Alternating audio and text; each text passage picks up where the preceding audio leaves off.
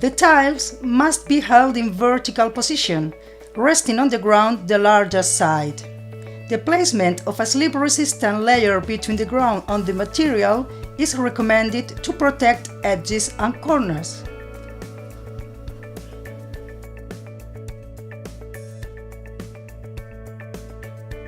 It shall be carried out preferably using suction cups for handling glass. We will need a supporting frame as well as 2 operators wearing a pair of shoes and safety gloves, keeping their spinal column straight during the lifting operation. We should have at hand an essential work tool made up by cutting tools, a frame for large format, an angle grinder or a glass cutter, handling tools, such as a frame with suction cups or single suction cups, placement tools, self-leveling systems, notch trowels, and rubber trowel.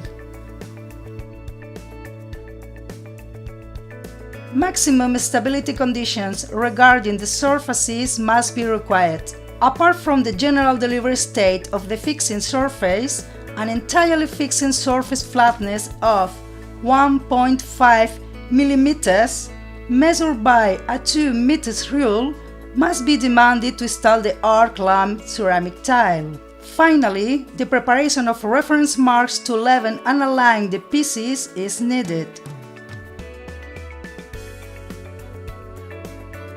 The foreseen environmental conditions during the execution process, as well as its impact on the surfaces and the adhesive, should be evaluated, especially in outdoors installations. In the proper phase of a new work, we must opt for a new generation adhesive and high performances, bearing these marks linked to their characteristics. C2ES2, in which C implies that is cement-based. The 2 means upgraded. E refers to open time, and finally is 2 as highly deformable. We will need the adhesive as prescribed by the manufacturer until obtaining a homogeneous mass. First, we will spread the cement adhesive over the entire underside of the tiles with a 3 mm notch trowel. It must be filled with no empty spaces nor lack of material. On the support, we will spread the adhesive into an area equivalent to that of the piece, with a 10 mm notch trowel this time. We will make it in the same direction so that the hollows let any air inside escape. We will transport the tile. Then we will place it firmly into the glued area. We shall annul the suction cups and remove the frame. Then we will tap the piece with a rubber trowel to eliminate any air bubble.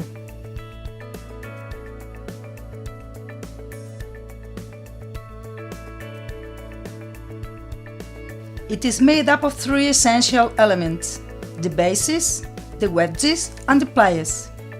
It gives us a dual function. It ensures us a correct leveling of the tiles, absorbing any irregularities affecting the surface. It reduces time to placement. It is particularly recommended for large format, ground pieces, and low thickness.